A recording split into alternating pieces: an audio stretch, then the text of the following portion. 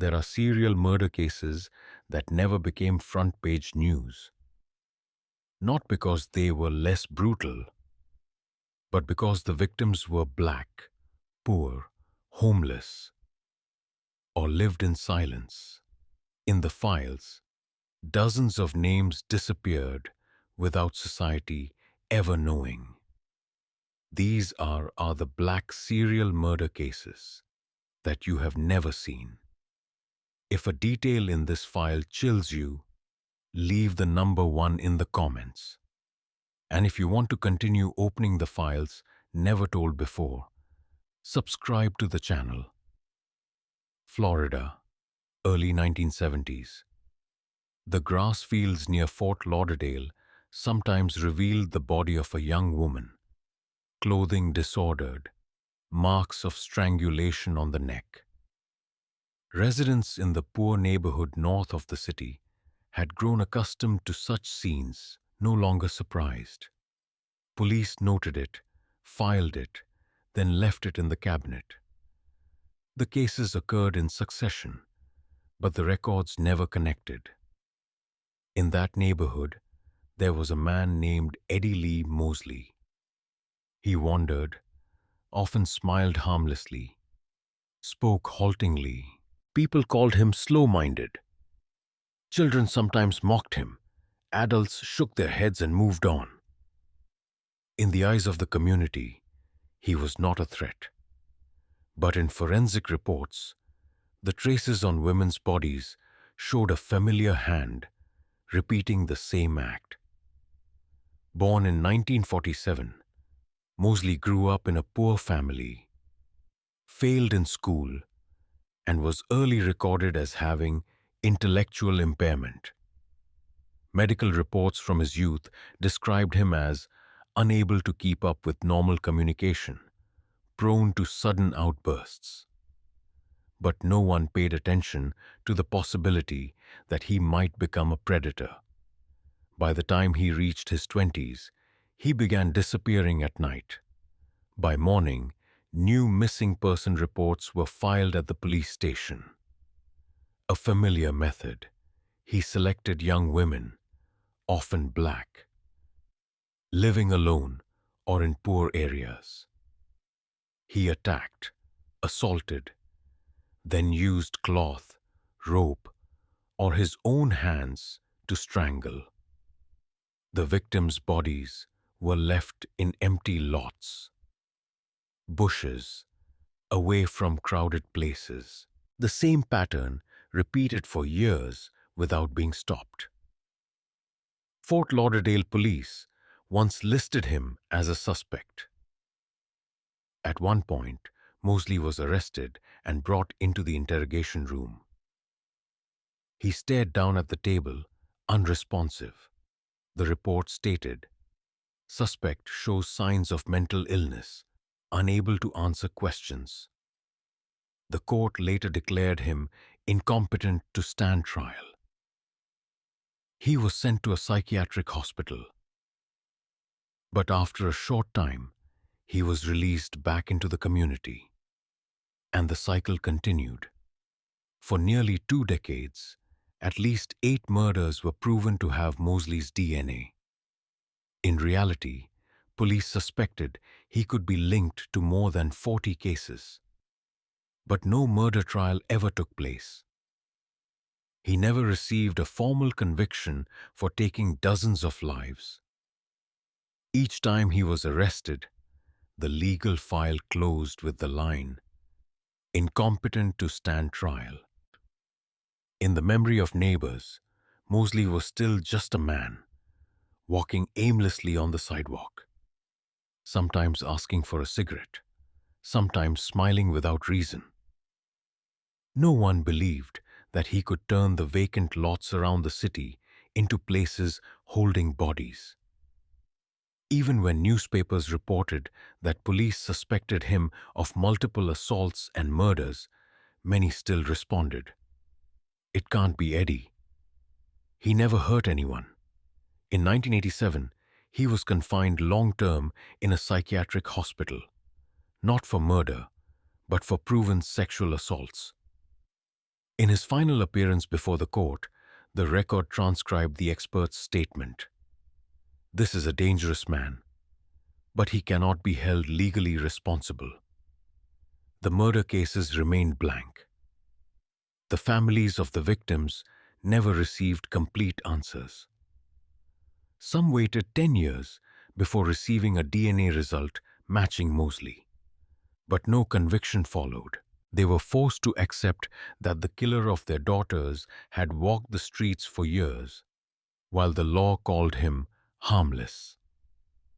What was more disturbing than the number of victims was the fact that a serial killer could live in a community for decades, regarded as a weak person in need of protection. The deaths of young women were stacked in files, while he sat on the porch, rocking and smiling. The unanswered question: if a man is not competent to stand trial, is he competent enough to take lives? Mosley drifted into a psychiatric hospital. The record temporarily closed. But outside, the dark streets were no safer. As Florida fell silent, bodies began to appear in other states, left by the roadside, in empty alleys, near garbage dumps. The same pattern: black women, homeless, living on the margins. Police did not connect them, but one man remembered. He did not only remember faces, he drew them with his own hand. The dark roads stretched across many states of America over 3 decades. There, women disappeared without being sought. People were accustomed to seeing them standing by the roadside, waiting for clients. Then one day, they were no longer seen. No news reports, no searches. Only weeks later, a body left behind, clothing disordered, marks of strangulation on the neck. The file noted: female victim, unidentified. Likely prostitute. No relatives came forward. The file was folded, moved to another stack. The man behind those deaths was Samuel Little. Born in 1940 in Georgia, raised in poverty, with absent parents.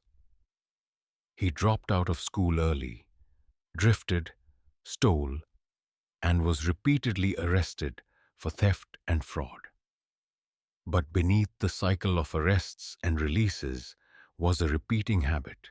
When free, he drove along small roads, chose women with no protection, and turned them into names no one remembered.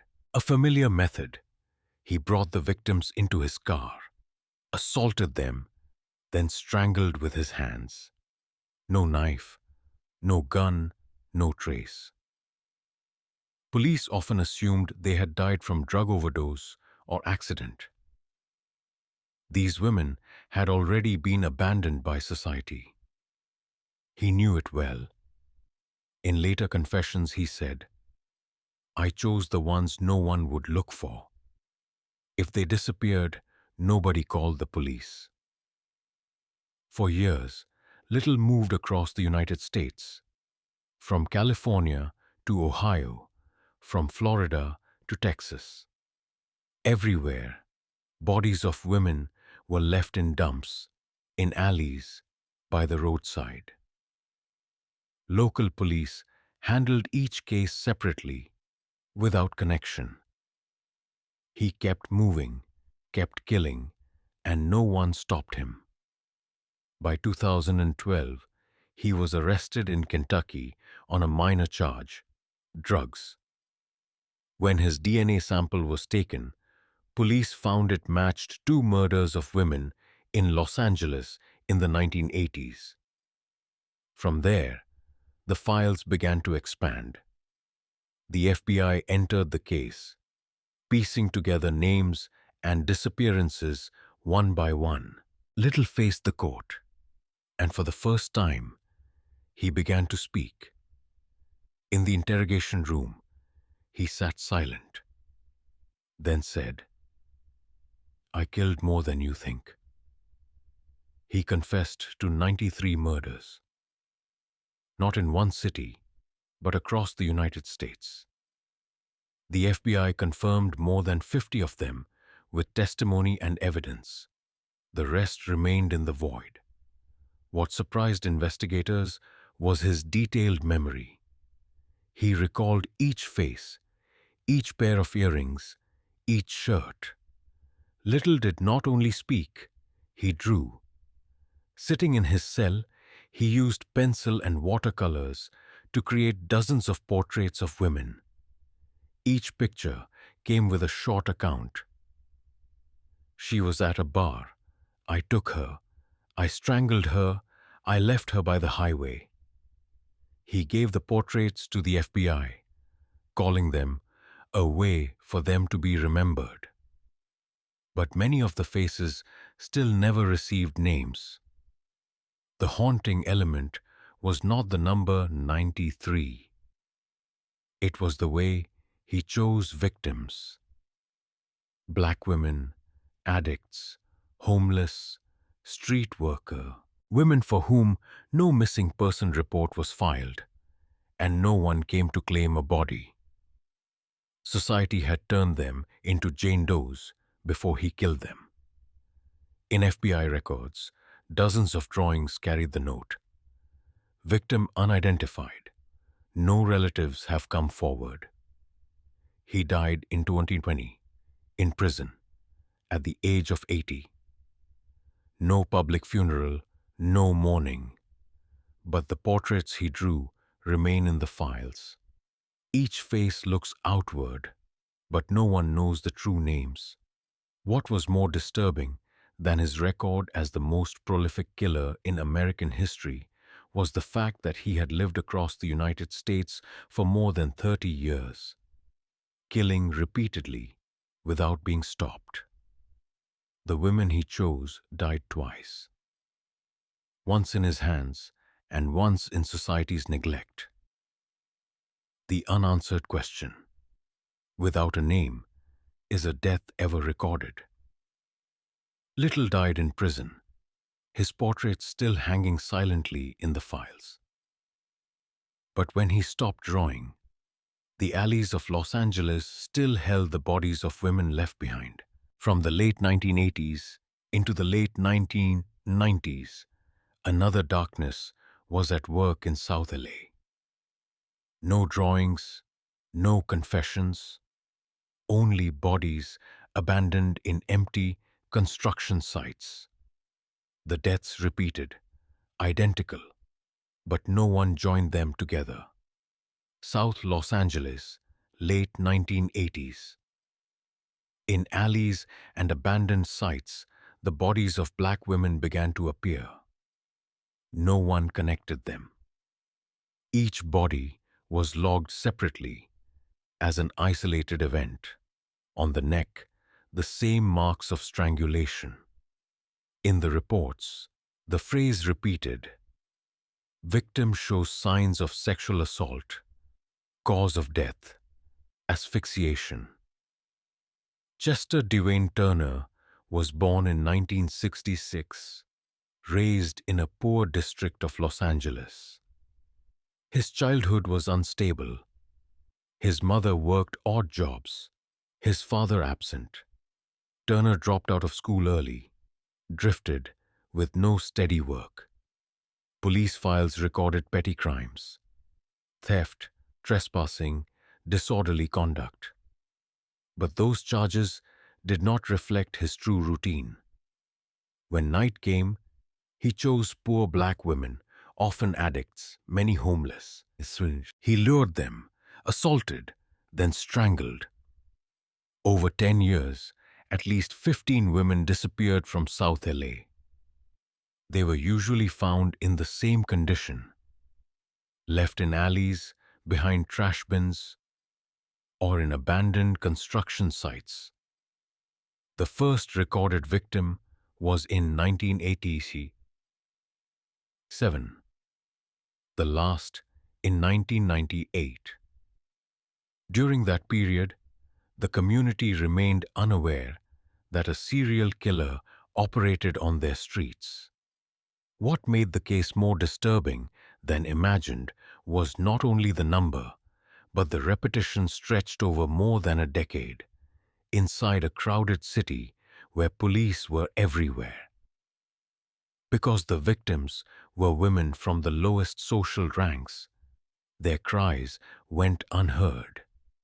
Their deaths did not stop the press, did not trigger protests. Each body was noted in a short news piece, then forgotten. Police at the time did not connect the cases. Files were scattered across different units, with no centralized DNA system. Turner kept killing, while drifting between shelters and cheap diners. To those around him, he drew no attention. Just another homeless man, no job, no future. By 2002, Turner was arrested for an unrelated sexual assault. When his DNA was collected, investigators found unexpected matches with multiple murders from the previous decade.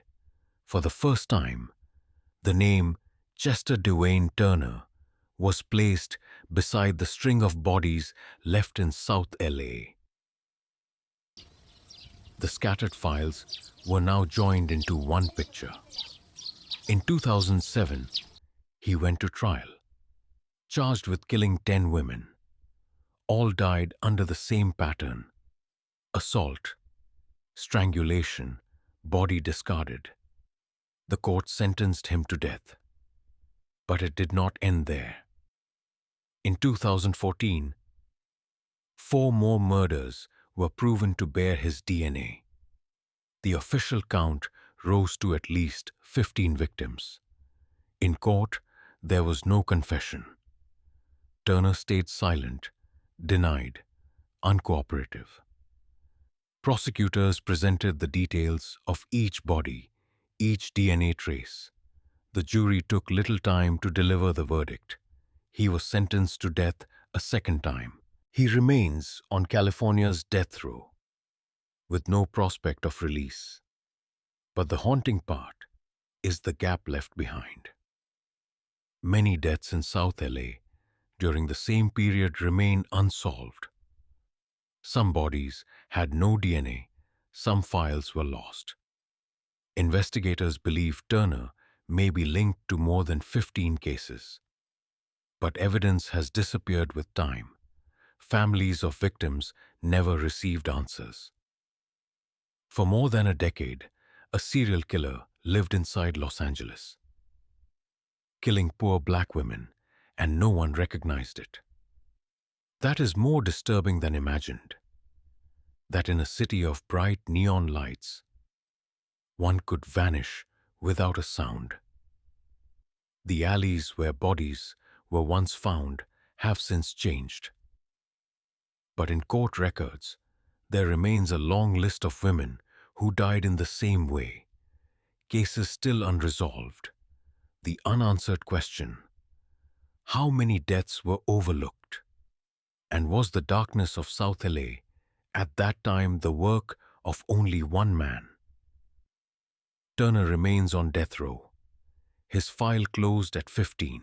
But during the same years in Los Angeles, other deaths emerged. Not women from the street, but black men. Discreet, often hiding their private lives. Society paid little attention. Police did not connect them. In silence, Elton Manning Jackson approached them, dated them, then left their bodies in empty rooms. Los Angeles, late 1980s. While homeless women disappeared in South LA, another series of deaths took place in parallel, in a community even less visible. Black men, gay or closeted. Each body was found scattered, often in vacant apartments or remote fields. All bore the same signs: sexual assault, strangulation, and abandonment without claim. Elton Manning Jackson was born in 1969. In the records, he was described as a nondescript man.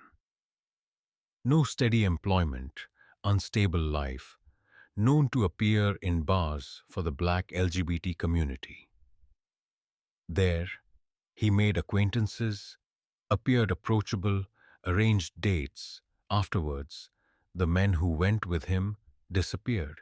From the late 1980s through the late 1990s, at least 12 men vanished or were found dead in similar circumstances. Police at first did not link them. Social prejudice meant the deaths of gay black men drew little notice. Many families did not disclose their sons' orientation. Some did not report to police. This allowed Jackson to operate nearly a decade without interruption. The cases followed a repeating pattern. Victims found naked, signs of assault, strangled by hand or fabric, bodies discarded hastily, as if the killer felt no need to conceal them. But without shared data, each case was treated as separate.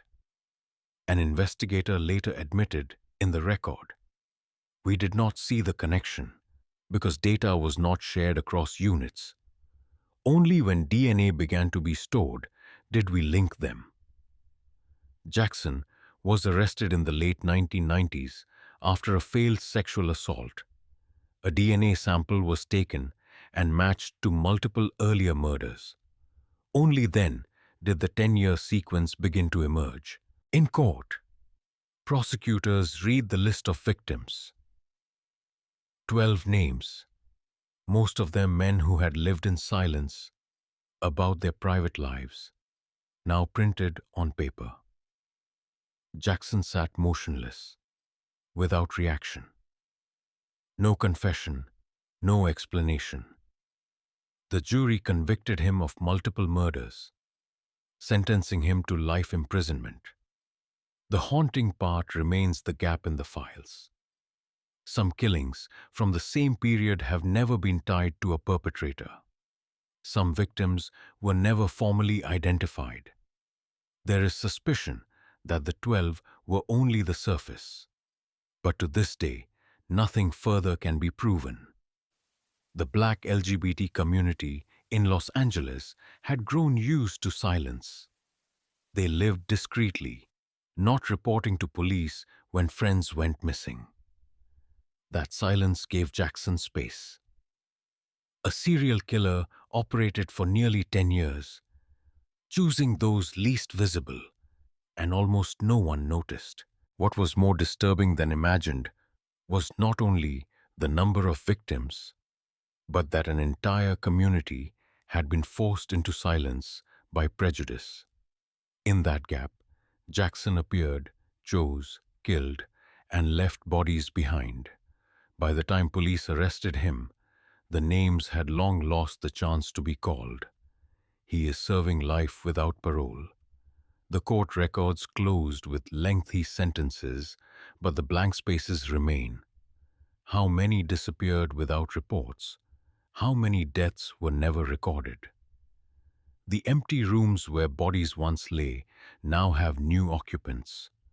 But on paper, the marks of strangulation remain.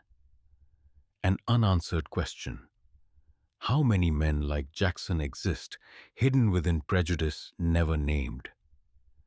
Jackson was sentenced, closing a decade of killing in silence. But in the early 2000s, in St. Louis, Missouri, another darkness appeared. Not alleys with abandoned bodies, but a sealed basement. There, the killer not only murdered, but recorded every minute with a camera.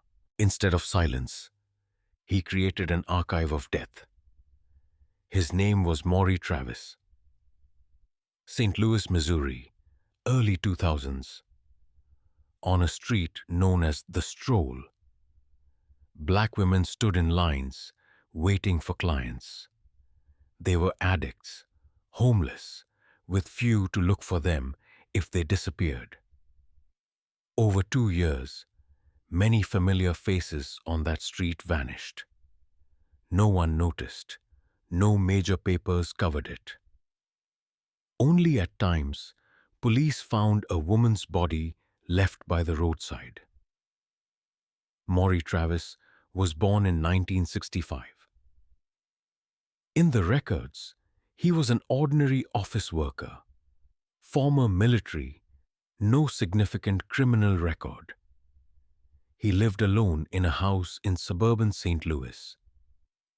But in the basement of that house, he built another space. 4 concrete walls, a chair, restraints, a camera, and cold light shining down. There, he abducted women from the Stroll, tortured, assaulted, strangled, and he recorded it all. The videotapes later found in his camera showed every detail. Travis did not just kill, he wanted to preserve, as a private collection. Police called it a library of death. What made it more haunting than imagined was not only the images, but the precision. The basement neatly arranged, restraints stored in separate compartments, the chair fixed before the lens. Over 2 years, at least 12 women disappeared. Some were found, some never had bodies recovered. Records confirmed 4 victims, certainly killed by Travis. But many believed the number far higher. The surrounding community continued daily life, unaware that inside an ordinary house, a library of death was being created. Travis was exposed not by DNA, not by witnesses, but by a small mistake. He sent an anonymous letter to a local newspaper, challenging a reporter to write about him. Inside the envelope was a map. From this electronic file, technicians traced the IP address of the sender. It led to the house of Maury Travis. When police entered, they found a computer, a camera, videotapes, and the basement. The footage recovered has never been released publicly. But in reports, investigators described the victims were systematically tortured. The killer recorded as if directing. Some recordings showed him whispering, calling victims by name.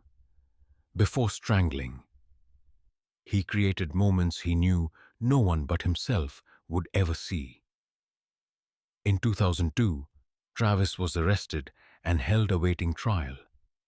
But he never faced court. Only days after being jailed, guards found him hanged in his cell. The court file closed without a hearing. The answer to the true number of victims disappeared with him.